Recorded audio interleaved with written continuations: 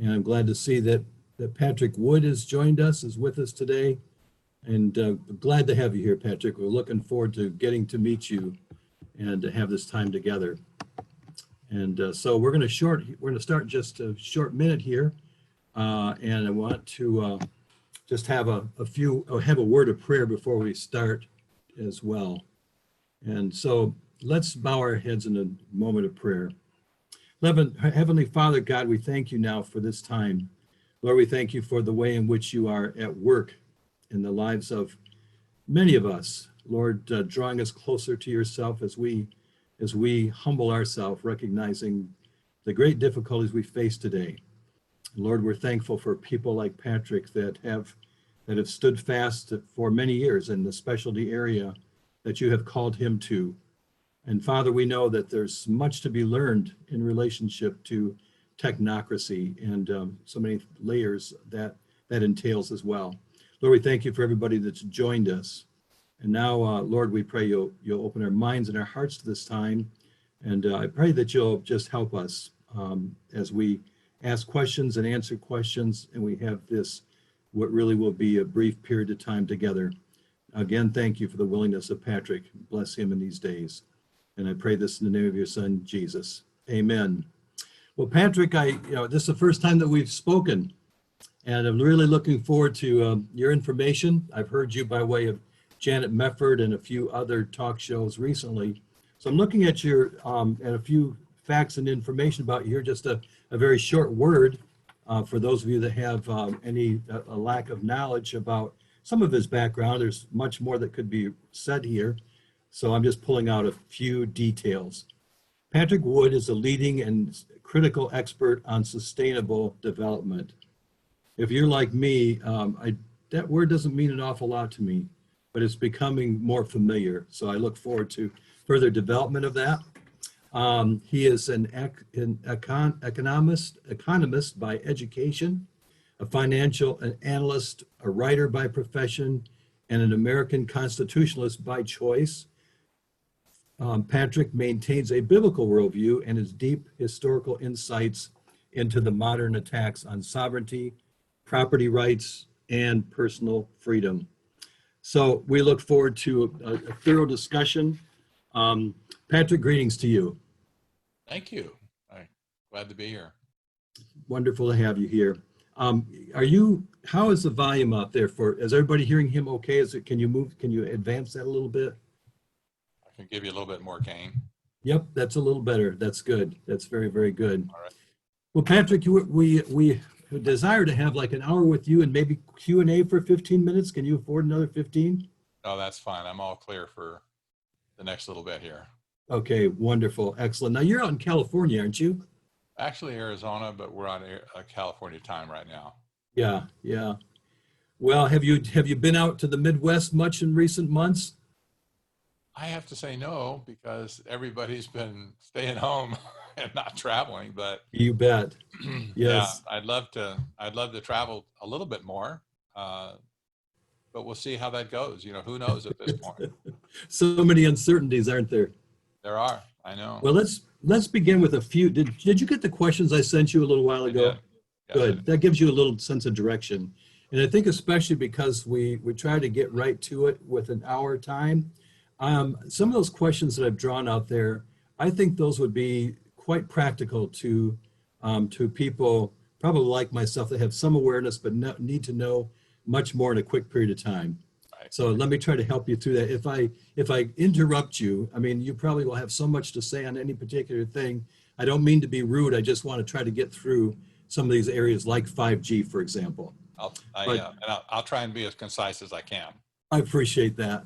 So the first question, well, it's a statement. Technology is government by technicians. That's a very short little term, the definition, isn't it? So I want to ask you, who are today's technicians? And I'm, in summary here, I'm saying individuals, foundations, countries. Tell us about that. Would you please? Right. The definition that you just gave me was what you'd find in the dictionary. If you went to Webster's, you'd find something like government by technicians or technical people, scientists, engineers, whatever.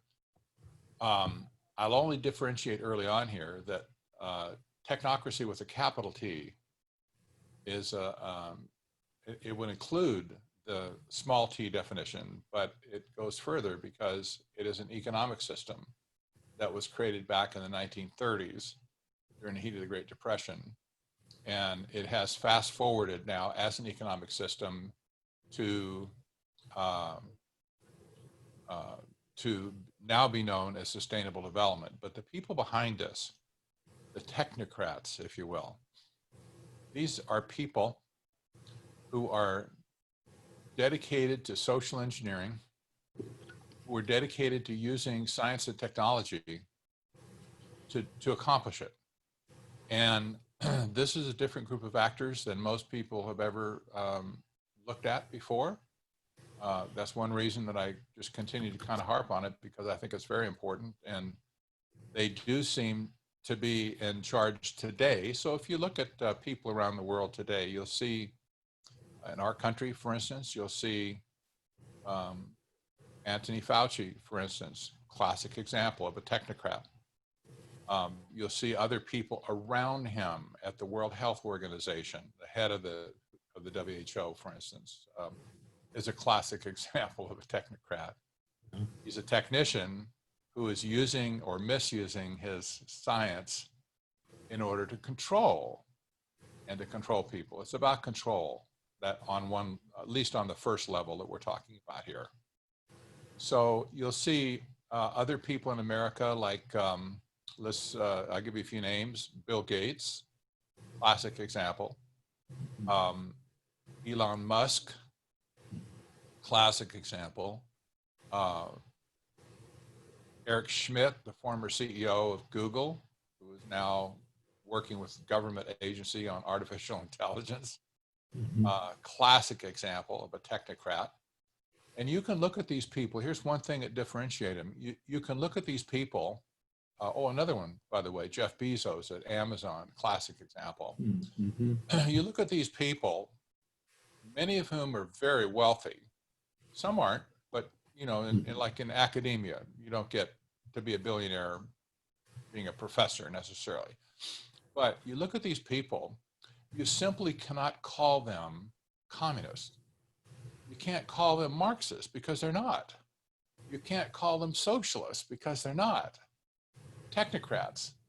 And they have an ideology that is very unique and very different from all these other isms and whatever, you know, the typical ideologies that people want to associate with it. And that's partly what makes them so dangerous today, is that most people don't understand what really is in their mind, you know, how they really think, how they really work. I don't know if that answers your question, but I think I'll stop here and see if it does. Yeah, that's. I'm sure there's much more that you can say about that. But would you say, in relationship to countries, would you say that there are particular countries that are affiliated with like some of these names? Is there interconnection there? Is this international in scope? It is, yes, it is international in scope, without question. For instance, the Great Panic of 2020 right now is global. It's touched every continent, every nation on the face of the planet. That's in my opinion, I think that's a coup d'etat at this point, but we'll talk about that later. Technocrats in general have no affinity for the nation state. They never had. The nation state states that we have on the map today are only there for just it's a leftover, let's put it this way, it's a leftover map from history as far as they're concerned. The nation states have no boundaries anymore at all. They're way beyond that concept at this point. And even though you and I will have a concept of a nation state like America, borders, language, and culture, they don't. They see the whole world as one big scientific project that they can engineer the whole thing, the whole global society. This was written about, by the way, going way back in history. I'm thinking of Zbigniew Brzezinski's book, Between Two Ages, for instance, America's Role in the Technotronic Era, written, I believe, 1970. Mhm. And he said exactly that the nation state is just passe, Mhm. and that the future is going to be different. And not just that it's a global government situation, Mhm. but that it's going to be an era where everything is controlled by algorithm. And he didn't have a sense of artificial intelligence back then, but that has since come in. And you can see the control by algorithm taking place all around the world today. And it completely transcends national borders, because what does the internet know about national borders? You know, you can talk to anybody in Germany or France or England, just like there could be people on this call, for all I know, that are from all over the place. I did a Zoom meeting one time. A guy shows up from South Africa, Mhm. and Mhm. another guy showed up showed up literally from Germany. Yeah. Like, wow, Incredible. didn't Now, have this 15 years ago, but we do now. certainly. Yeah. Now, there was talk, and you could probably go back further than this, but that there was concern that individuals like George H. Bush, George W. Bush, these individuals also were more globalist in interest than what we might that we might believe. Yes. And in that question, and then I also want to say, yeah, and also, of course, Obama is a globalist, and so it seemed, politically, it was kind of striking when seemed to be quite a bit of difference, at least on its superficial face, that there would be a difference between George W. Bush and Obama, or even George H. And yet they seem to get along quite well. They get together in pictures and such. I'd have a hard time having such nice body language. I mean, I would be polite in person as much as I could be, but they seem to have a connection of some kind. Is that, do you know anything about that, or what would you surmise, or do you know more than surmise?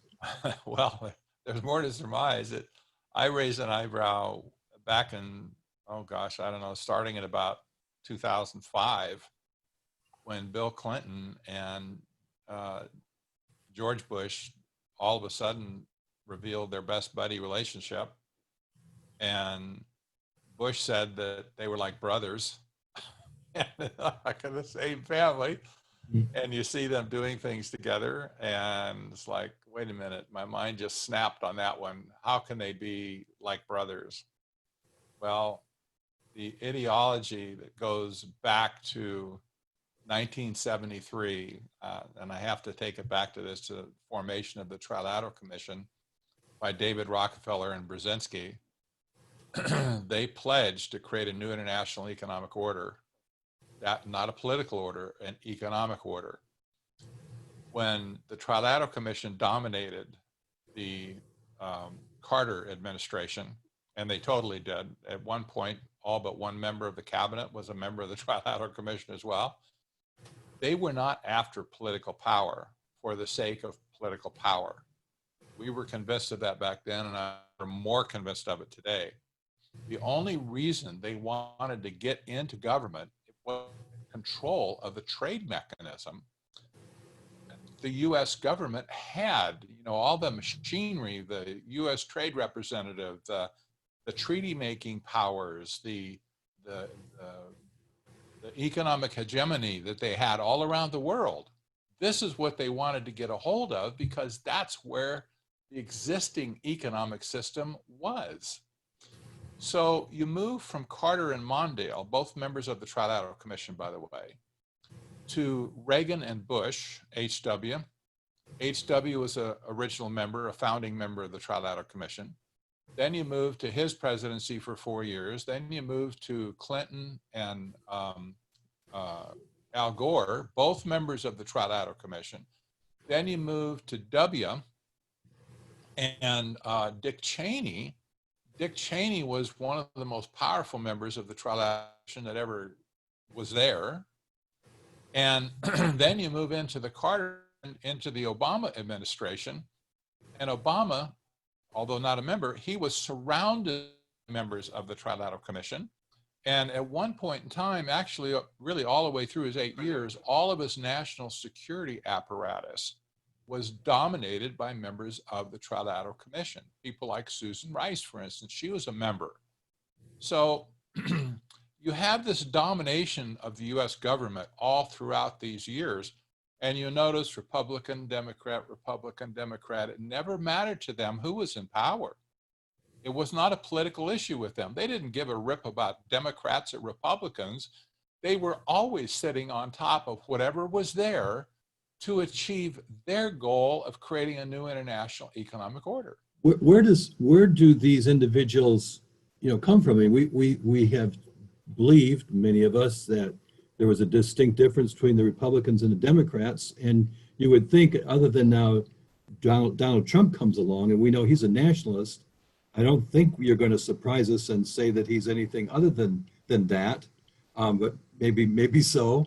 But it seems like that's part of the reason why there's also been such a resistance against him. But first, so where does the indoctrination come from that leads these individuals that we elect to become presidents? Are they already, as you say, what do you call that again? Your terminology. The big term that they're all part of, the technocracy? No, the the Trilateral Commission? Yeah, that. Right. Are they already that, or is there something that takes place before that when they already are running for president?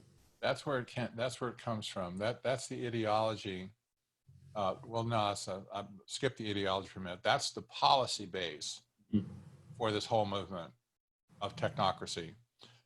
When the Trilateral Commission first claimed that they were going to create a new international economic order, it immediately morphed, like within 6 months, into the United Nations. And that wasn't surprising, because the Rockefeller family had a deep relationship with the United Nations from the get-go, but especially, it continued through the years. And so the United Nations created, I think it was Resolution 3202, if I'm not mistaken, that said that the UN was going to foster a new international economic order. It was the same language used by the Trilateral Commission. Fast forward a bit into 1983, which wasn't that far, 9-10 years, the United Nations convened what came to be known as the Brundtland Commission. There was a longer name for it, but I won't bore you with it. It was chaired by Gru Harlem Brundtland, who was an environmental government policymaker from Europe, also a powerful member of the Trilateral Commission, a European member of the Trilateral Commission. She proceeded to run that commission from 83 to 87. It terminated with the publication of a book called Our Common Future. That book's available anywhere on Amazon, etc. Our Common Future popularized the term sustainable development. It became the policy book that fueled the 1992 Rio de Janeiro conference sponsored by the United Nations that created the original Agenda 21 document. That book is also available at the United Nations, as well as Amazon and so on. Mm-hmm. The United Nations credited Gru Harlem Brundtland as being the mother of sustainable development. They're very blunt. They just say she's our hero. And so the question comes up, was she writing this whole doctrine for the good of mankind, for some benevolent purpose, or was she writing this document on behalf of the Trilateral Commission and the creation of its prized new international economic order? And of course, that was really what the case was. Sustainable development, as it turns out, merely is just another term, a marketing term at that point, that was invented to replace the word technocracy, which had already failed in American history and it had a negative connotation for a number of reasons. So they changed the name kept the principles the same as a resource-based economic system where everything is controlled. And they took it to the whole world. It wasn't just a North American phenomenon now, it was a global phenomenon. We see it everywhere in every country today. And so this is how the whole thing spread. It had a contagion of its own, so to speak. Once it hit the UN, it was all over the place. And of course, the the Trilateral Commission and the families like the Rockefeller family and others, Carnegie Mellon Foundation, so on, they gave boatloads of money to the United Nations projects to make this happen. So they seeded the intellectual part of it, and they seeded funds to make it happen, to take it to the whole world. Well, if you look back to Brzezinski's involvement originally with his book Between Two Ages, America's Role in the Technotronic Era, that was the book that got Rockefeller's attention. Otherwise, Brzezinski was just a professor. He was a nobody, just a professor. Yeah. But he happened to be working at Columbia University, where technocracy got its start in 1932. Mm-hmm. So there's kind of a link there that Brzezinski was savvy to what went on. Mm-hmm. He wrote about it in his book, Between Two Ages. Rockefeller thought, here's an idea I can use. I like the sounds of this. And so he took it, rebranded it, and sold it to the world as sustainable development. It's really kind of a simple scam in a way. It's like it's simple, but yet it's deep and wide. And yes. From the standpoint of you would have some sense of this, but the vast majority of us have little knowledge or information in regards to what you're talking about. That there are realities that are far and wide, much deeper than what most of us are recognizing, that are influencing us day by day. And I need to throw this question in here. In relationship to President Trump, where does he relate to this ideology? I'll tell you, it's still a mixed bag to me. I'm just not sure. I wrote a couple of articles early on, even before he was elected, suggesting that there might be a tie to the mind of a technocrat, not necessarily to technocracy historically, but to a way of thinking. And the reason I kind of considered that was that he was a fix-it man. And some people, you call him Mr. Fix-It. You know, he wants to get something fixed, get Donald Trump involved, he'll fix it real quick. You're fired, or whatever, you know, that was his personality. And so when he came into government, he did a lot of good things initially.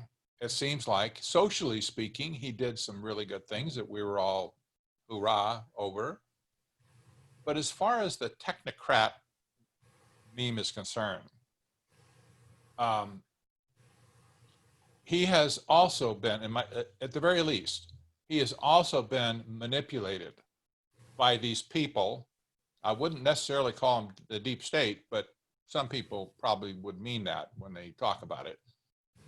He's been used and controlled and manipulated by the same people that used, controlled, and manipulated Obama and Bush and Cheney, you know, all the way back, Clinton and Gore, the other Bush, and so on. And so that would be part of the answer. That would be part, you know, I think many of us have recognized that there are individuals that he put in place immediately when he became the president, that people gave him the benefit of the doubt because he hadn't been in Washington.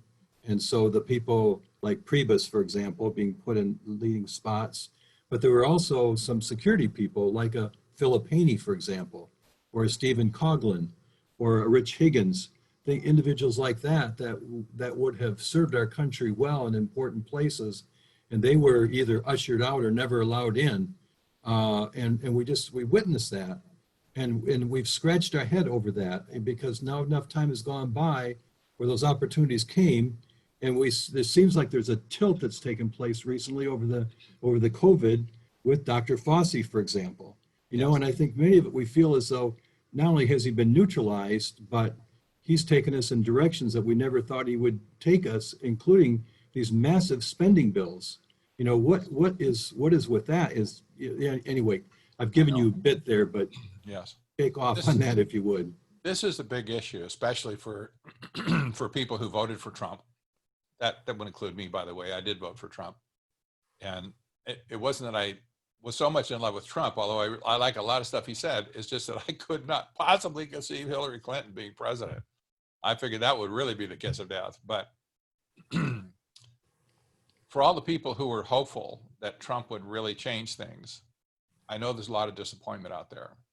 Most of it is still kind of suppressed because you don't want to give a bad rap to to the next hope for to keep somebody else like Hillary, or maybe Hillary. I could just as easily see her jumping back into the race and bouncing Biden out. Biden can't possibly survive. There's nobody running against him, but Democrats are already plotting to get rid of him. So somebody else is going to step in. It could just as easily be her, or could be Michelle. You know what? Even Barack Obama is constitutionally allowed to run again. The term limits don't apply. He's had a period out of office at this point. And what about Dr. Fauci? What's the deal there? Well, I know this is the problem. Trump has surrounded himself with people where you just shake your head. Like, what is he thinking? What he knows these people's records. And I know he's not a stupid man. That's a foolish thing for anybody to say. He's stupid. He's got to be one of the most savvy insider type people in the whole country. I mean, living his life in New York, for Pete's sake, rubbing shoulders with all these people. The Trilateral Commission is in New York. Henry Kissinger was a personal friend of his who shows up in the Oval Office one day. He says, "Hey, I want to see the press. Could I come in?" And sure, he went in through the back door. He wasn't even on a schedule to be there. He just showed up. So the president and Henry Kissinger had this great meeting. Well, Kissinger, of course, a member of the Trilateral Commission. So that for sure that Trump is not ignorant of how things work in the international world, but especially in New York. And New York kind of is a kingpin of just about anything that goes on in the world today. So you're saying really saying you don't know either. You're perplexed by it as well. Well, I'm not perplexed from this point. The original goal of creating a new international economic order has never changed, and it's transcended political parties throughout multiple administrations. I see the same thing happening here. Secondarily, I mean, that's just because it's always transcended the political parties. So is are Republicans in office? Well, so what? Does that mean the technocrats are dead? No, it doesn't. It means they're still alive. They're doing just fine. And the fact that they could stand up and take control of the most draconian policy that ever was implemented in America, namely economic shutdown across the country. Well, it's global too. That's just inconceivable. So that brings up a whole bunch of secondary questions. How could he be so? Is he complicit? Was he always there? Was he always a plant? Or did he flip somewhere along the way? I can't answer those questions. I really don't know. Yeah. But I see a history and a pattern that is unmistakable across all these administrations since Carter. This, at the very least, is just more of the same. Mm-hmm.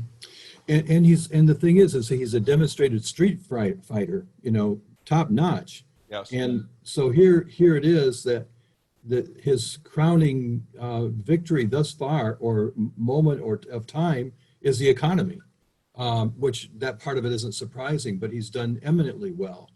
And so then to put himself in a position of the shutdown of the magnitude that it has gone, basically tearing apart anything that he had built up to this point, it really does jeopardize his reelection. And so, it also keeps him from being out there across the country with those massive rallies and all the positives that came from that, and yet not turning the switch and ending it all. It's like, what is it that has kept him from being the aggressive street fighter victor again and again, and more recent, and why has it dwelled it so long? Why has it lasted so long? That's right. And I'll tell you what, the only thing you can do is just speculate at this point. Mm-hmm. There's no proof of anything anywhere. Yeah. Just, Yeah. a lot of people doing a lot of speculation, right? Nobody really knows, do they? We don't know anyway. Yeah. No. Yeah. Now, I want, this is very helpful background information. I would like to be able to, to now move into talking about some of the tools that these technicians are employing in these recent days. And there's massive numbers of them. And as one of them is of course 5G. And one of the things that I note that I give you in the question as well is, I paid a lot of attention to the Center for Security Policy, Frank Gaffney. And he interviews varieties of people, in relationship to 5G, like Frank, or like Freeman, for example, and others in relationship to 5G. And one of the great concerns is that the battle is between China and America for who controls 5G. And we know AT&T and Sprint and others are out there just talking about that they have 5G, but the 5G that we're talking about internationally is vastly different than what these local ones have. So I would like you to talk about quite in depth here, like the basics of 5G, why it is so much more so than 4G, and why it is so precious to China and to the globalists for that matter. Let me start by saying that China was declared to be a technocracy going back as far as 2001 by Time Magazine, no less. And Time Magazine was one of those original media members of the Trilateral Commission. Hedley Donovan was a founding member of the commission. And Time Magazine was very tight-lipped with anything that happened within the meetings that they were allowed to attend. There were others like Newsweek and, I don't know, Wall Street Journal and a few other organizations that belong, media members of the Trilateral Commission. Time was one of them.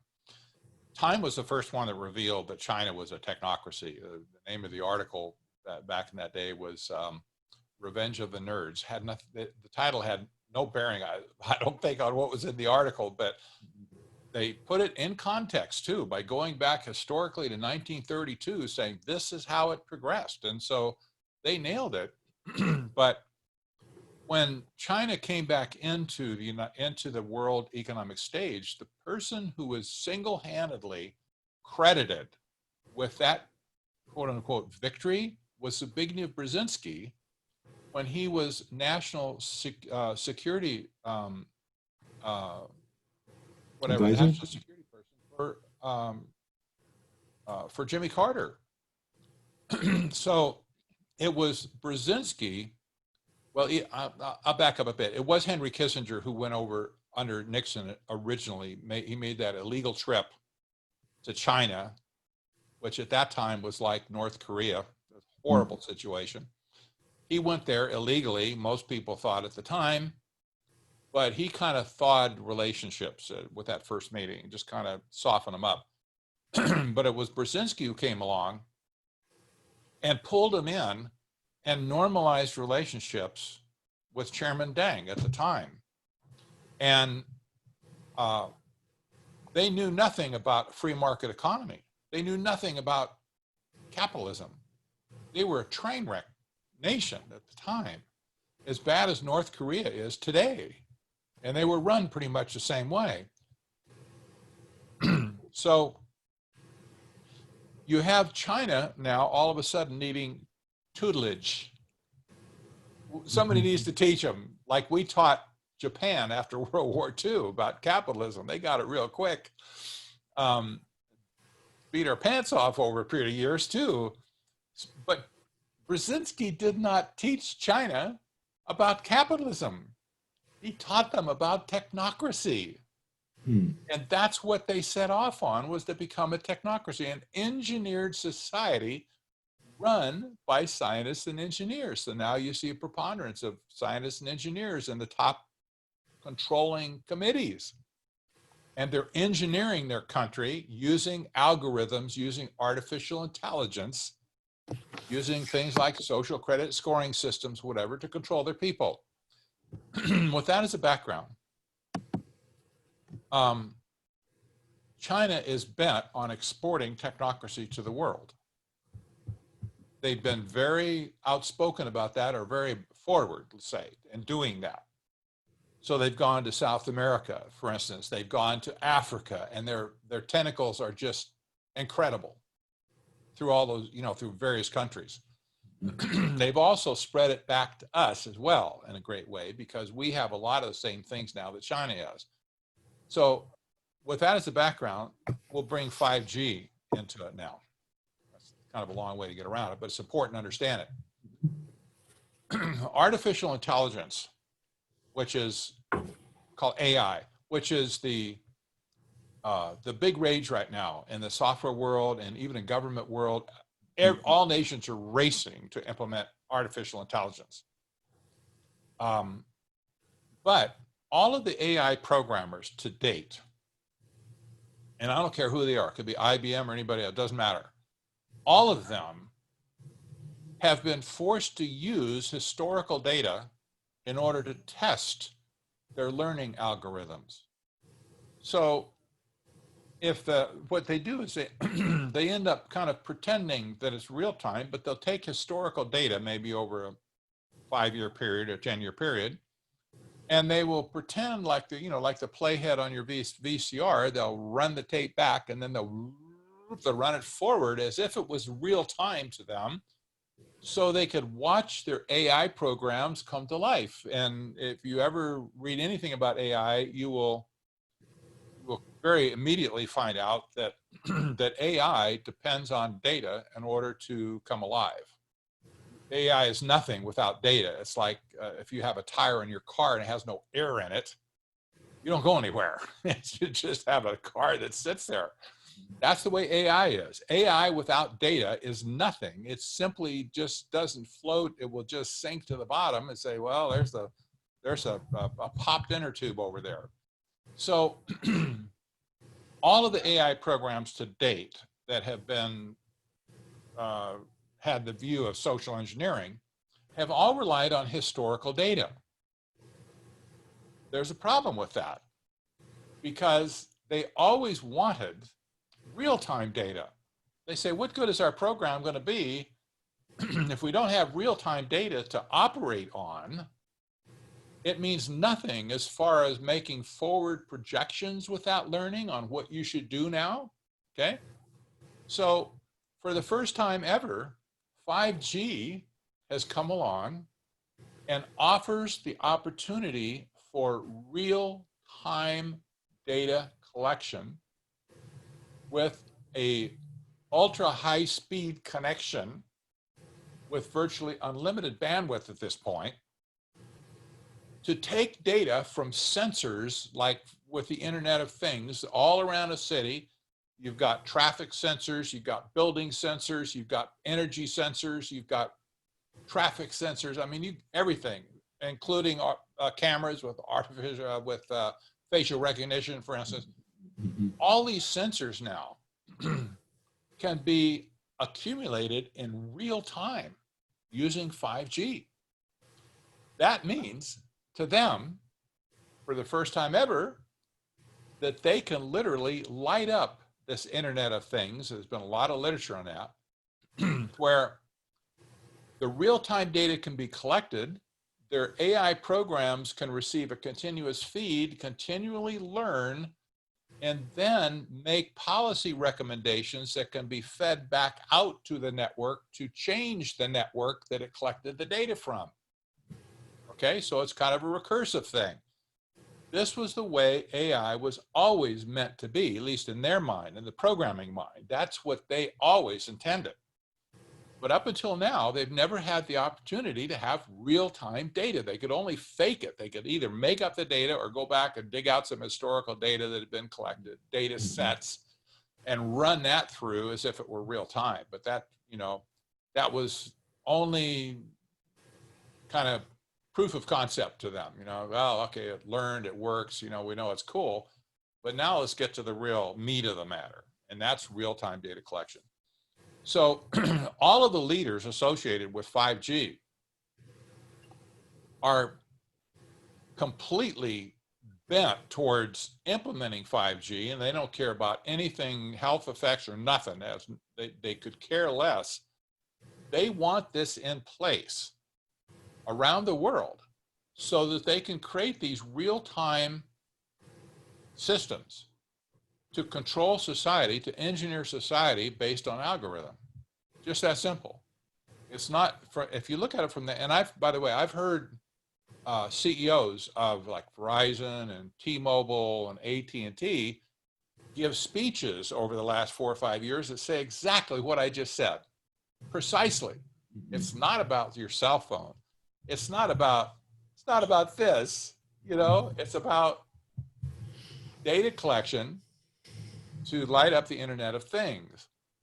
If they have this in place, by the way, the world is going to change radically and quickly.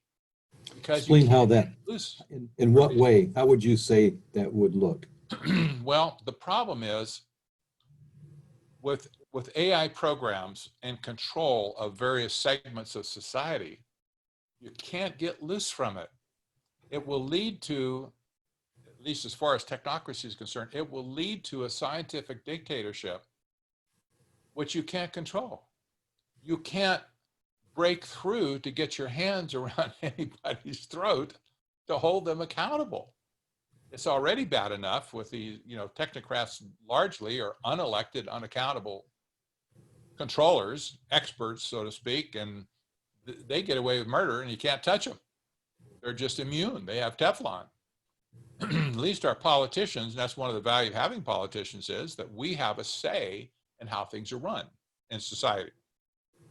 With technocrats, they don't want us to have a say. That they view us as just ignorant sheep, basically. They view politicians the same way, by the way. It's always been that way since 1932.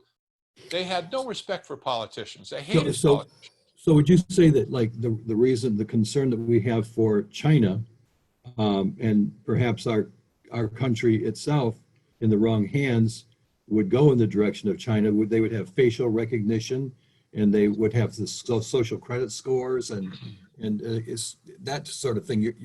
You're basically inferring that sort of thing and much more.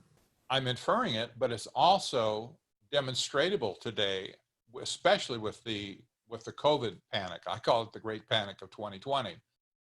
Today, you have people like even Fauci himself talking about a verification system of those who have had COVID and who haven't had it, who had antibodies and who doesn't have antibodies, who takes the vaccine, who doesn't take the vaccine. There's now apps that work on a smartphone that are being used around the world, in Europe and in Australia. It's a big thing in Australia right now, where contact tracing is done through automatically through the smartphone you have. You load an app, and all of a sudden you're alerted whenever you come in contact with somebody who actually has or has had COVID.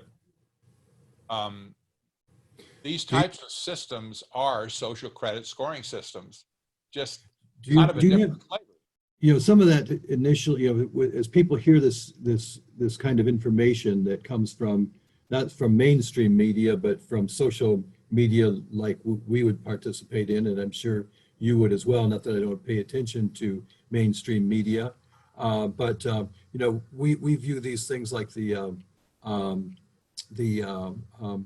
vaccinations and the IDing that's concerning to us, as some would say that's conspiratorial, but there's also information that this has also been something that's been planned. You probably have information about that as well. Oh, absolutely. I wanted to know where the Great Panic started with, because I recognized right off the bat, I never trusted China with anything, by the way. They've never told the truth for decades now. So whenever this whole thing started and all the news started coming out of China, I just said, I'm not buying any of that stuff until I let a little time go by, and we'll figure out what's real and what's not. But China, the start of the pandemic, there's no doubt of it, it started there. But the first person that stood up to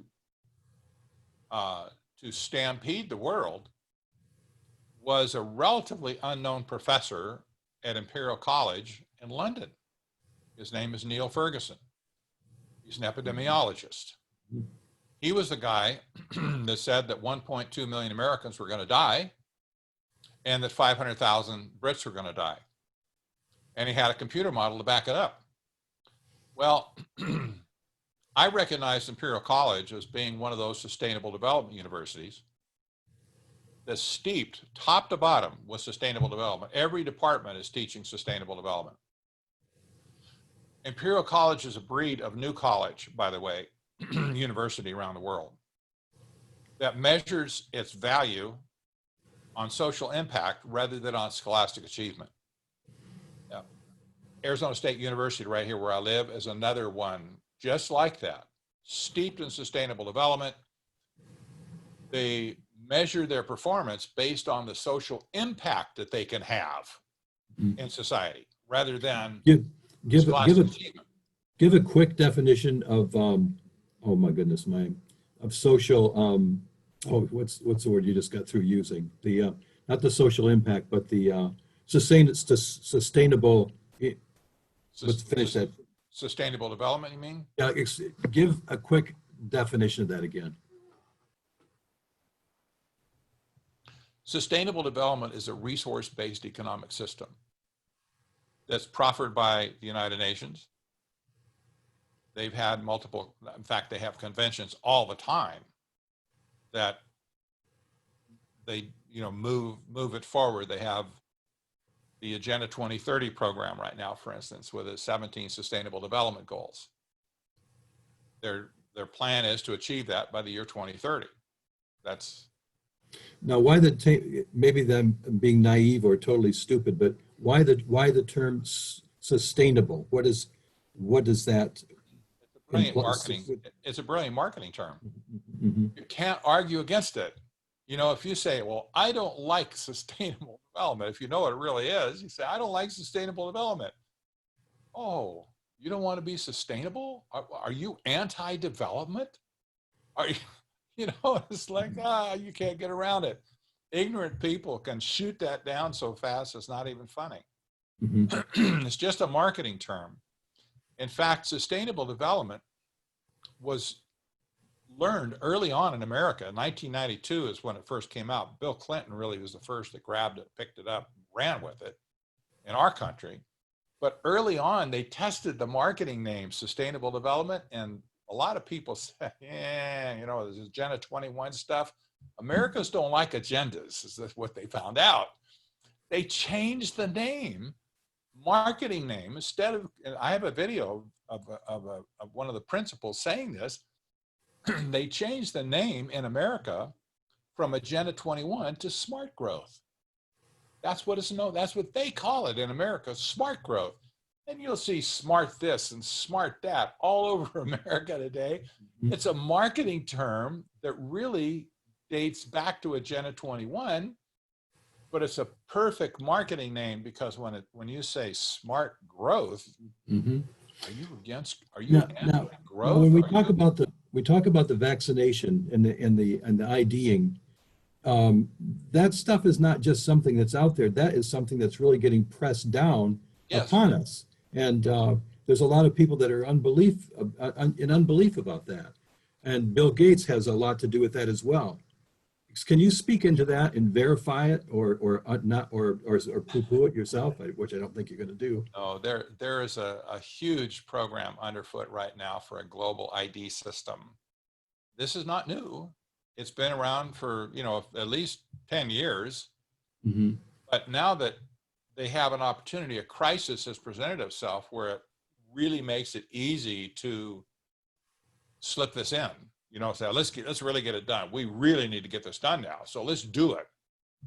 Well, you have various companies involved in the technology, like Microsoft, for instance, which is Bill Gates' old company. But there's a lot of other players as well in the ID market.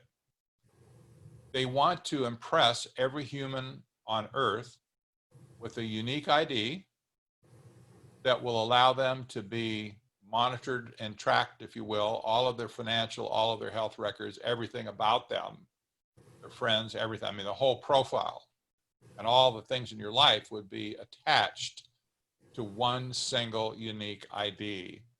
And this has had, various ideas and iterations over time. They're all loosely related in that the goal is the same. But, they're looking now at, I think Gates has some program where you'll have these patches. When you get your vaccine, you'll have these patches that you can put on your skin that contain microneedles that kind of give you an invisible tattoo in your skin that can be activated by certain light frequency and kind of provides, an ID plus proof that you took the vaccine. Well, the vaccine industry, the big pharma and represented by Bill Gates and somebody else, they're very desirous to track all of the vaccinations that have been given to everybody on the planet. Doesn't matter where they are. They've already been doing this in Africa. They've been doing it in India. They've been doing it in Asia and in Myanmar and other countries that you just don't really pay a lot of attention to over here. Yeah, why? Pardon? Why? You mean why do they want the ID? No, why do they want to collect all the background of what people have been vaccinated with? This is the essence of social engineering. This is the heartbeat of social engineering. Okay, let me give you an example. Let's say you had $1 million and you had an idea to build a factory to make something. Hey, boy, I got it now. I'm going to build this neat factory and I'm going to make my widgets and I'm going to make a lot of money.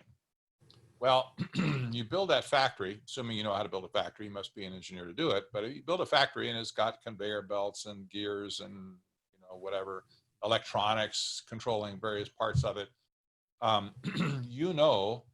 that if it was a complex factory, you would have to have a very detailed monitoring system in place so that you had some kind of advance notice when something broke, and hopefully before it broke, like if something starts to wobble, sends ding, ding, ding. Okay, send a technician down there and fix that before it breaks and everything stops. So it's kind of it's research then, right? It's researching the makeup of what people have taken in and their response and their health as a result of that sort of thing. That's right. It measures the state of society, of populations.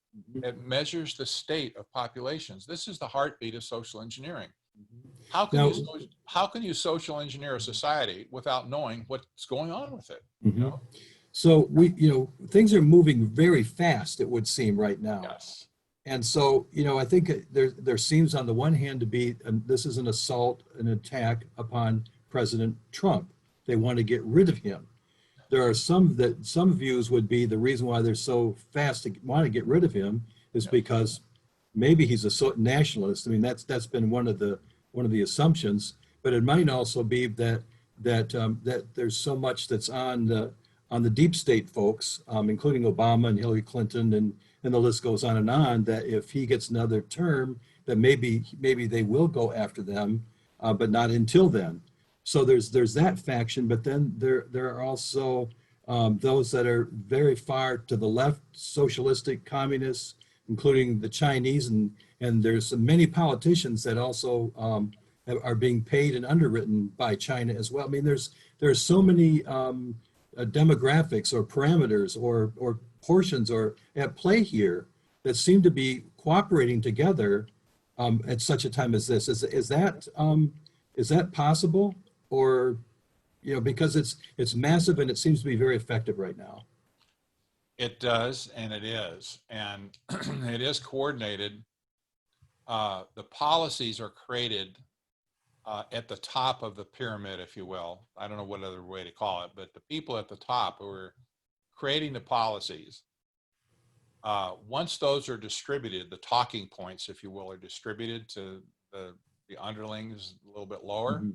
It takes on a life of its own. we see this in the media all the time. People, you hear about talking points. Well, how does the same talking points show up on all the networks on the same day? Yeah. And then they're all saying the same things. You see little clips of them and you go, what Mhm. just happened here? Well, obviously somebody's sitting above writing this out, figuring out what they want, and they put it down and they say, here, everybody talk about this now for the next week. It's the same thing, with Sure. all these other things that are happening. Mhm. It's difficult. It may be difficult to figure out exactly who's writing those things at times, but it's not that difficult. Right. But I had an interesting quote come by me today that was from a 1972 book called The Change Agent. It was written by Lyle Schaller. And in that book, he said, he references this. He said, in an article published in 1943, Kurt Lewin wrote that a successful effort to change in either individual or group performance consists of 3 steps. And here he gives the steps. This is incredible. Step number 1, unfreeze the present situation. Number 2, move to a new level.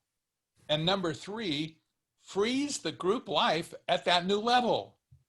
He says, in most discussions of social change, power is viewed as a means of achieving change.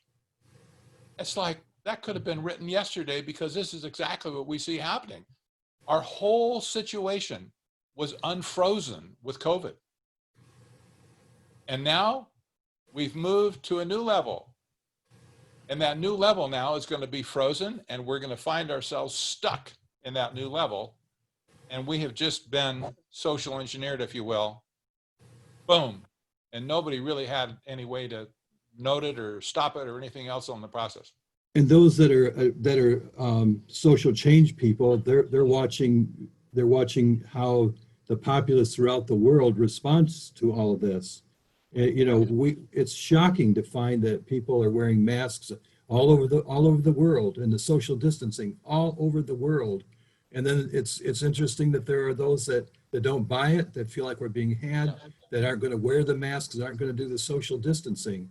And then even the response to law enforcement, we're watching that with great concern, obviously. Do you think there's if for example, Joe Biden or the Democrats win, what do you think? What do you think how's the hammer going to fall, in a sense? I think it's just going to be more of the same. Honestly, I look at people like Rahm Emanuel, who was Obama's chief of staff, total technocrat. Mm-hmm. I look at his brother, Ezekiel, even worse, is a technocrat. There was just an article appeared in, I want to say maybe it was American Thinker, but the title of it was "A Technocrat's Technocrat." That's Ezekiel. He wants to control all of healthcare in a way that would just stand your hair on end. I mean, just absolutely stand your hair on end. This is also the guy, by the way, that architected Obamacare in the first place. Mm-hmm. And then if you think that Donald Trump perchance should be reelected, what do you think it's going to look like going into his next 4 years, if the Lord about the same? About the same. Now, the social part of the political mechanism will be different. There's no doubt about that, because socially, or socially speaking, Trump is very different than any progressive that would ever come in. So depending on who you are as president, you appeal to one half of the country or the other half of the country. And it's flip-flop back and forth for years that way. And the thing about technocrats is they don't care. How many presidents has Fauci served under, for Pete's sake? Did you say 5? I think it's 5 presidents. Mm-hmm. Has that bothered him at all? No, it hasn't. This guy has been the same little rattlesnake from day one that he is today. And he's been operating throughout the system. Says, man, I don't care whether you're Democrat or Republican. I got you by the you-know-whats. That's well said. So I want to give people a chance to ask questions in a few minutes, but this is really rich. I want to just now try to So I'm going to mention several different tools, and I want you to be as concise as you can. Okay. And I'm going to try to hold you to that, even though it's very interesting, every piece. So either side, how will the 5G be used against we the sheep? To collect real-time data, to be And what fed will they into do? artificial What intelligence will they do programs. with it? That's How right. will that benefit them, and how will it hurt us? Well, it benefits them because now they can use their artificial intelligence programs to engineer society. It won't benefit us in the sense that, that same information will be turned around and used to control us rather than to set us free. How about facial recognition? Doesn't that flow out of 5G? Absolutely same thing. It doesn't need 5G to work in a minimal sense, but once it is working in full sense with real-time data, it'll be a killer application. And China is just salivating. That's one of the big reasons, by the way, why China wants to be the leader in 5G. They've already got it implemented in a lot of places, and they're already got it hooked into all their facial recognition systems and everything else. You know, they're way ahead of us on it. So that means like when people walk here or there, or whatever, they may not be able to go shopping here or enter a stadium here or go across the border if they don't, because that also ties with social. Somebody asked the question, what is social crediting? Social credit scoring has nothing to do with money, by the way, but it's just a way to put you on a scale of like 300 to 800 on how good of a government servant you are.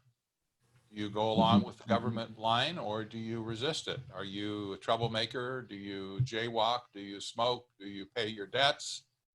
Pay your bills? Do you make certain types of posts on social media, or do you like posts that other people make that's inappropriate, that we don't like that? So this is what social scoring is all about. China's almost perfected it, because if your score gets too low, all of a sudden you are denied benefits that everybody else in society has. Or you may not exist.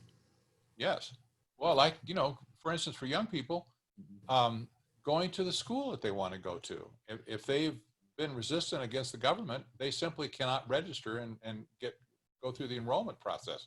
Same thing with living in certain places. Certain places are considered cherry as to others. And if you don't have a high credit score, you can't go and apply there. You have to go somewhere else. You are limited, if your score is too low, you're limited to low speed transportation. Like that is the Rocky City bus that stops at every, twice in a block, Right. versus getting on the express subway or whatever to get somewhere in a hurry. They've got all kinds of ways to punish you for not doing the right thing, for not behaving the right way. Now, what about cashless, a cashless currency? Again, pure technocracy. That's part of the plan from day one. This was specified back in the 30s, that they wanted to have a uniform basic income that was given to everybody. Everybody would be in the system. The whole system would be engineered and controlled, and basically everybody would get the same amount of money. So the cashless society today is based on, if they don't have everybody in the system, they can't manage them. And 20% of America right now is still unbanked. Basically, they deal in cash. That's why you have check cashing companies all around the country. They get their paycheck, they go down and cash their paycheck, and they put the money in their pocket. You see them all the time at Costco, pulling out a wad of $100 bills to pay for their stuff. That's unacceptable to these technocrats. Sure. Now, recently, with the big spending bill, where a household would get $1,200, or married couple, whatever it was, was that a new move? Where all of a sudden we just can go online and there's that money deposited all across this country. Would that have been pleasing to some of these? Oh gosh, I'll tell you, pleasing. You remember Andrew Yang? He was a presidential candidate for some time. You remember him talking about universal basic income? Andrew Yang is a technocrat. He calls himself a technocrat. And UBI is a function of technocracy. It always has been. He said what we need in America is a universal basic income for people. Forget welfare and all this other stuff. We need UBI. Well, all of a sudden, UBI is here, you know, and at the hands of President Yeah. Trump. So that's what we're going to do. We're going to send out the money. Now there's calls to do it again, right? And I think they probably will with the next stimulus bill, at least one more round of checks. And a lot of people are already calling for ongoing universal basic income. This is right out of the technocracy playbook from the 1930s. It's unbelievable. And Andrew Yang was the first guy that popularized this notion in America when he ran for president unsuccessfly on the Democrat ticket. Sure. But he's a Class A1 technocrat from Silicon Valley. And then how about this? How about this one, where people are unemployed with the shutdown, and they're given an extra $600, beyond their unemployment. And now we're finding that it's hard time to get some of those people back to work again because they're enjoying that. They're getting more by being unemployed than they were if they go back to work again. Was that part of the great plan as well out there? I mean, it's hard to believe that somebody didn't think about the implications of that. That's really doing great damage to our economy as well. It is doing tremendous damage. And whether that was an intentional policy or not, you know, I couldn't necessarily trace it, but I will say this is right in line with what the technocrats wanted originally, and we see it. This is what they got now. You have the people in Silicon Valley themselves, like Andrew Yang, that pushed this in the first place. They actually call for another class of people, economic class of people in America. We're familiar with the employed and the unemployed. That's kind of what everything is measured by. Yeah. But they call the unemployables are the ones who really need UBI. The unemployables are those who cannot be employed in any way because they just don't have the training for anything that they're needed for. And this is very condescending, and it almost makes you think of like the caste system in India. Oh, you're unemployable. Well, don't get away from me. I don't want anything to do with you. It's contagious. This is a horrible, horrible thought about civilization, that people could be classed as unemployables.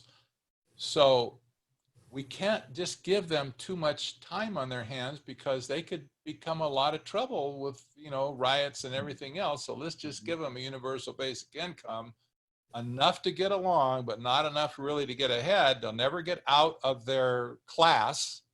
They will forever be slaves of the state, in a sense, living at the instance of the state on this very small stipend that will just maybe buy you enough groceries and let you live in a low-income housing unit. It's just not a good scenario at all. Well, I'd like to be able to turn to, it's hard for me to give this opportunity up to ask you questions. I'm sorry, you guys. I do need to give you that opportunity. My best mechanism for doing that is on the chat question. If you'll just send me a text question, I will put that before Patrick. As we're waiting that question, the whole matter of the shutdown that we have that's going on and on, is that not part of the great strategy as well? Absolutely. Explain that, please. Absolutely, it is. I called this the technocrat coup from the day that I found out that Professor Neil Ferguson was the guy who blew the first whistle in England. I knew that that was what it is, because these are the same people that pushed climate change, global warming for decades. They were the ones that wrote the computer models that created all the panic stuff, you know, the seas are going to rise and, you know, continents are going to burn and et cetera. It was crazy, but they did it. And this is the same crowd that's doing this to us now. Same crowd, just different same race, different horse. That's all they did. They jumped on another horse that would get them much further, much faster. And at this point, it looks like they're winning the game. So once they had the possibility of getting their hooks into controlling the global economy, namely shutting it down, they're going to keep their hooks in. Remember, I just talked about freezing and unfreezing and moving up and all that kind of stuff. They're going to keep their hooks in the process as long as they possibly can, and permanently, if possible.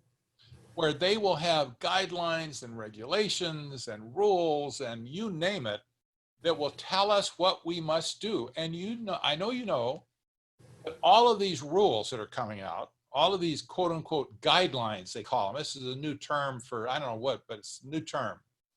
Guidelines are not laws. We're supposed to be a nation ruled by the rule of law. There's no laws here. There's no statutes. There's no state legislatures involved. There's no congressional involvement in this.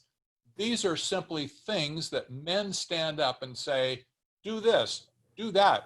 You must do it now. Wear a face mask. Don't wear a face mask. You see, all this stuff has nothing to do with what we are conditioned for, used to historically. And they're not going to let go. And I knew when they started talking about startup, the first thing I saw was the CDC's, the Center for Disease Control. I saw their internal working document for guidelines for phase 1, phase 2, phase 3, phase 4, and now they're talking about another shutdown in the fall, and it may take, it may take another 2 years to get rid of this. We might have another one in the spring. Will these people ever let go? No, they won't. And it's going to be the people like Fauci. And I have to say too, you look at Fauci standing behind Trump. He's always got his arms crossed. He's looking down his little nose. And, like with just total disrespect for Trump. It's like, hey, man, I'm telling you, I'm a science guy here. You listen to me. You don't listen to him. I'm telling him everything he's saying. The same thing with Dr. Boo, Dr. Scarf. She's the same type of setup. And there's a host of people right behind him, doing the same thing. These people are not going to let go. This is their day in the sun. They waited for a long time for this. And now they got it. They're making the most of it. Yeah. One of the questions that we need to get to is certainly as we are moving towards closing is, again, folks, you can, if you have a question, you can just put it in the chat box there. But another question I'm sure people will want to know, because, we see this all across the country when there's presenters, excellent speakers and so on, it always comes down to what can we do, And I think that will probably be a frustration really forever. It's not an easy answer, but I know that you have some ideas for what people can do. I mean, even if it isn't necessarily a grand slam home run, but what would you say to us that are embattled and are probably going to be facing higher levels of embattlement? We're not getting out of this anytime soon or easily, right, or at all. Right. I would say generally, number one, if you were to look at the whole scenario we're talking about as a giant play, everybody's assigned a role, to play. The Fauci's have a role, the Trumps have a role, and they give the people the add-on, what do they call them? The walk-ons. That's us. Everybody has a role. I say, first off, don't play the role they've given you, period. Just consciously, don't play that role. Even if it's just in your head, do not play that role. If they tell you to wear a face mask, don't wear a face mask. If they tell you to do a certain thing, whatever. What do you do? I have not worn a face mask, but, like I'm in a smaller community, not to say that there aren't a lot of people that wear masks here sometimes. Sometimes it's a small percent, sometimes others. But you go into a larger community where the embattlement is greater, and you try to go in there, and they say, well, you can't shop here. Would you say just walk out, or would you go in defiance? What would be your response to that? I would say walk out and just make a statement. Say, I'm not shopping here because what you're doing is unconstitutional, and it's very possibly illegal as well. And I would just walk away from it. And of course, you're talking to a clerk. They have nothing to say, right? You're not making much of a statement. But if enough people do that, it will get up to management eventually, and they say, you know what? I think we're shooting ourselves in the foot here, and we need to change our policy. There are plenty of stores, smaller stores especially, putting signs up in windows. If you have a face mask, you cannot come in here. And they're just flipping the tables around. This is a great example of not playing the role that they give you to play. There is ample data, by the way, scientific data, that face masks are potentially harmful to your health if you do not need one specifically. Like if you had, well, I say if you had something like emphysema or some other lung condition, you do not want to wear a face mask unless there's, you know, you're in a doctor's office or something and, you know, they tell you to, maybe there's some short term. You don't want to wear a face mask because it constricts your already constricted breathing process. Now, what about the concerns regarding if you have a loved one? You know, you have somebody that's elderly. You know, we know the greater concern is that those are the ones that are dying, whether from that cause or not that cause. But there are those that are particularly sensitive towards that loved one, and they're, you know, particularly they might even be nervous about it, or a family member is asking the caregiver to wear a mask. You know, there are those exceptions. Yes. Do you not think? Well, there's going to be, I know there's going to be situations where there's other reasons to wear a mask other than just to prevent the disease. It's already been demonstrated that there's not any mask available anywhere for, well, unless it's like a whole biohazard type of a suit. There's no mask that consumers can wear that will do anything to prevent the virus from either striking you or you, if you have it, striking somewhere else. And so, you know, the hysteria around this right now has nothing to do with the science. It has to do with the political panic that's going on, and people they're making these suggestions. And let me tell you why. The evidence of this is obvious when you look at it. You've got during the lockdown period, was there a big requirement, a big thing about masks? No, there wasn't. Even Anthony Fauci himself a year ago said, they don't do anything. You don't need a face mask. If you don't need it, don't wear it. And so all of a sudden, now that we're coming out of the process, oh, everybody needs to wear face mask. And then Costco comes out and Walmart or whoever comes out. Oh yeah, everybody's got to wear a face mask. Well, what law passed that, or how did that happen? Who set that guideline? Right. It wasn't science, I'll tell you that much. It wasn't any medical doctor, and I've seen a stream of medical doctors since then saying, don't do it. If you're out on the street and you got fresh air around you, whatever, don't wear a face mask. That could do more harm to your health than it can do good. And just don't take that risk. I just posted an article 2 weeks ago by the very well-known Dr. Russell Blaylock, who happens to be a friend of mine. That's on technocracy.news if you want to see it. And I'll tell you what, he just ripped it to shreds and said, no, there's no science for this whatsoever, and don't do it. I also just put popped a YouTube video in by a cardiac RN who said essentially the same thing in more practical terms than somebody like Blaylock. You know, he's kind of an eggheady scientist type, right? Yeah. She said the same thing. Don't do it. It can only be harmful to you if you're a nurse, if you're a surgeon, and you're in a surgery theater. Yes, you wear a mask. Why do you wear a mask? To keep from getting what the patient got? No, you don't. You keep the mask on to keep from spitting into the wound that the patient has. Now, other things that people can do that are preparing for the the evil times or whatever. We need to come back to that. I got off on a rabbit trail. Sorry. That's all right. No, that's okay. Here's how they got us.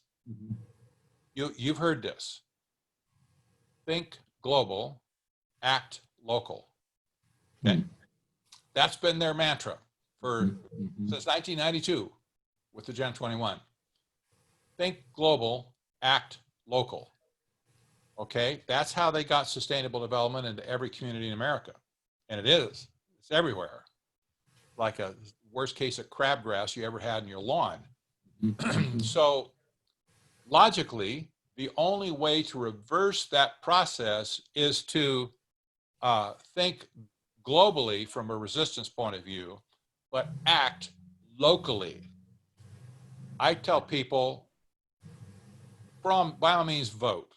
Vote in your elections, your national elect, vote for your senators and congressmen, whatever, and vote for president. That's fine. but don't give it a second thought as far as the rest of your time is concerned. Go local with your activism and just let the national politics take care of themselves. They will not save you and your town. And that's, I mean, I see this here in mine, you probably do in yours. There ain't no cavalry like in the old Westerns. There's no cavalry on the other side of the hill waiting to come over, you know, thundering horses and the trumpets blowing, you know, to save the day. There's no cavalry going to come save us in our own communities. We have to do that. And every time a local community takes action, and there's plenty of them around the country that are, you just don't read about it in the mainstream news. They won't tell you. There's plenty of communities that have taken back control over their own destiny and stuff, saying, we're not going to go along with this. We're just not going to do it. There was one city in Southern California. I was so proud of them. Some citizen got to the city council and educated every one of them on Agenda 21. They passed a resolution in their city that anything that has to do with Agenda 21, 2030 agenda is illegal in their city. And they did it top to bottom. Basically, they said, you're out of here. And so far, they're out of there. This can be done in any city. And I'm sure you would encourage small communities to get back to work. As a matter of fact, just 10 minutes from here, there's a big rally, Stand Up Michigan. You know, I'm looking forward to hearing what the turnout. It was between 1 and 4 o'clock. And so, you know, I think that'd be another example. Yes, you have some counties in Michigan, by the way, that have constitutional sheriffs that are running those counties that are basically telling your governor, we will not enforce your unconstitutional edicts that are coming down. We simply will not do it. You need to support those people. You know, I mean, spread that kind of stuff around to other counties. I know you got a lot of counties, but spread that around. And the ones that are doing this, man, they, you know, send them a bouquet of flowers or something to say, that's a really good point, Sheriff. That's an excellent point as well. Now, we talked about the masking. What about social distancing? Again, this came from Professor Neil Ferguson, Imperial College. He's not a medical professional. He has no medical training whatsoever. He's an epidemiologist. That means he's a mathematician. He's a statistician, and he's a lousy computer programmer.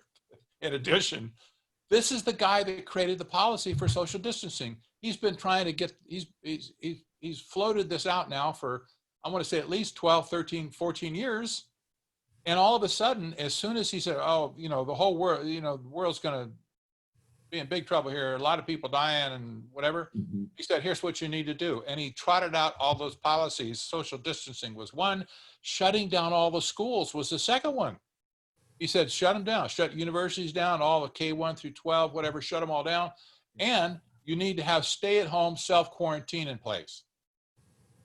What gave him the credibility or the authority or the intelligence to make those policies, you know, to even float them out there? But the world just grabbed them in a panic. They said, oh my gosh, we need to do something. Let's do it. That sounds good. Let's do that. Yeah. So it came from nowhere. It came out of an anti-science bias. Yeah. Isn't it interesting? I'm going to read a quote for you in a second from your friend Leo Holman, and I want you to comment upon him. I've been really enjoying his writings regularly, but I mean recently he's had some excellent ones. But in the meantime, I want my colleague Steve Houston, if you'll be ready to close in prayer in a few minutes. Anyway, Leo Holman, he had this quote. We must all resist their rules, their unconstitutional laws, anything that's mandated, coerced, or brought about by brainwashing the public. These evil globalists can deal with the 1% who resist. They have a contingency plan in place for the 1%, but they cannot deal with the 3, 4, 5, or 6%. That's all it will take to collapse their entire model, their entire plan to subjugate we the people, unquote. So the question is, do you believe that 3 to 6% of the population resisting unconstitutional lawlessness is enough to stop the globalists from taking over America? I'm going to say essentially yes, and it's not because I specifically agreed with Leo on this, but we think alike in a lot of areas. Mm-hmm. It's always been that way in any revolution, that that it never was a majority of people who went in a certain direction. You can look at like the Bolshevik Revolution, for instance. There was only like 1 to 2% of the people involved that really did the whole thing, and it was very effective. We're not going to have that kind of revolution, you know, hopefully bloodshed and all that kind of stuff. But when you talk about ideas and stuff, usually it's the 5 to 6 to 7% of people who determine the entire thinking of a population of the country. The rest of them may be silent, but it doesn't mean they're not in agreement. Mm-hmm. And I think that's what we're going to see here. Mm-hmm. Do you have anything further that you'd like to bring to our attention that I particularly am over? I mean, you could go on and on. You're just such a fountain of information. Yes. And just love your desire to be useful, and you're just outstanding. We really appreciate the time with you. Is there something that any kind of a special word of counsel you'd have for us? Well, I would, and if you don't mind taking kind of a biblical tangent here, Absolutely. I would say if there's ever been a time in the last 50 years that you ought to become an ardent student of Bible prophecy, it's right now. And I don't mean just reading books or whatever. There's plenty of information right in the Bible itself. You can read it, and don't just read it, but study it. Really drill down into it and find out what it's saying and stuff. And we're living in those types of times right now where you just have to. It's unmistakable. You have to consider the society right now is moving in a way that we haven't seen ever really in the history of the world. This is a global movement. There's never been a global movement like this before. All of a sudden, everything's coming together. Boom. The whole economic system is shut down. We're going to have a total reset potentially at the end of this, and we don't really know what's going to come out the other side, but it's going to be different than what we have now. This global system, from a biblical point of view, is run and orchestrated and conspired by the God of this world, who we know in the Bible is the devil himself. He is the God of this world. And so all of these things we see that are on different continents, you say, well, who's pulling the strings here? In some cases, it may not be a human pulling the strings. It may be the devil himself kind of, seeding all these people in different areas to do these things. And they all end up doing the same thing and marching in the same direction. I'd add to that that some people have told me that, well, we should just give up. We can't possibly win. We know it's, the Lord's coming and everything's going to need to be done. To that, I say, look, we were given a mandate to always do what's right. Not because there's an advantage in doing right, but just because it's right. And so we're facing a situation in the world today as Christians where we're commanded to be salt and light. We're commanded to be watchmen on the wall. We're commanded to be, well, this is my opinion, I guess. I would aspire to be like the sons of Issachar, who knew who they understood the times and they knew what Israel should do. Now, we're not Israel. I'm not saying that. But we should be in a position to have answers for people who have questions. Yeah. And so we do what's right just because it's right, not because we have an expectation of winning anything. We're not going to take over the world for Christ. We're not going to rebuild the world for Christ. And, he's going to come back now that we've rebuilt it. That's nonsense. But biblically speaking, the mandate that every Christian would have is to be salt and light, to be watchmen, to have care and concern about the people around them, the people who are scared, the people who are fearful. The Bible says so much about this stuff. It's just incredible. So there's a lot of stuff that Christians can be involved in. And yet still have the grounding in faith that, I'm doing these things. I'm not looking for an outcome, but I'm doing them because they're the right thing to do. And you just move forward that way. That's about all I can say. Awesome. That is a great, great finishing word. Thank you. It's truly been a privilege to have you with us. My pleasure. Join us again sometime, would you please?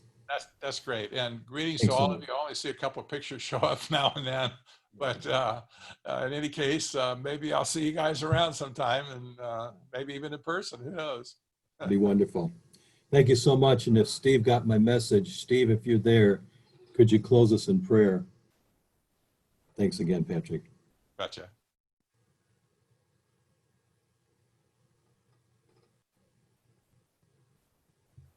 Maybe Stephen isn't with there. Are you there, Steve? Yeah, you had me muted, so. Okay, I'm sorry, Steve. Thank you, Chris. Oh, yes, yes. Thank you so much. Go right ahead, please. Close us in prayer. That'll do it for the Yes. for the day. Gracious Heavenly Father, we are so thankful that we can be alive at such a time as this, that you have put us here to do your will, to do what is right, simply because it's right. Father, even as you had commanded Joshua and the Israelites to be strong and very courageous so that we could walk in obedience to your word, we ask that you would help us to be strong and very courageous as well. Lord, we thank you for these words by Patrick Wood and how he has taught us so much today. And we ask that you would help us to take these things to heart. And although they could make some fearful, Father, we ask that you'd help us not to be fearful, but that we would realize that you have put us in place to do your will.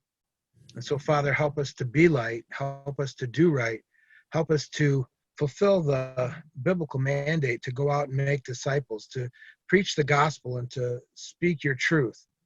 Father, we know that you are sovereign and you are in control of all things, and that you have your times planned and that nothing will change those times. And yet, Father, we ask that you would help us to play not the role of those who would push roles upon us, but that we would play the role that you have placed before us, that we would run the race that you have given us, that we would be faithful to you to the very end. Father, we ask that you would help us to honor you, live for you, and to give you honor and glory with all that we do and say. We ask these things in Jesus' name. Amen.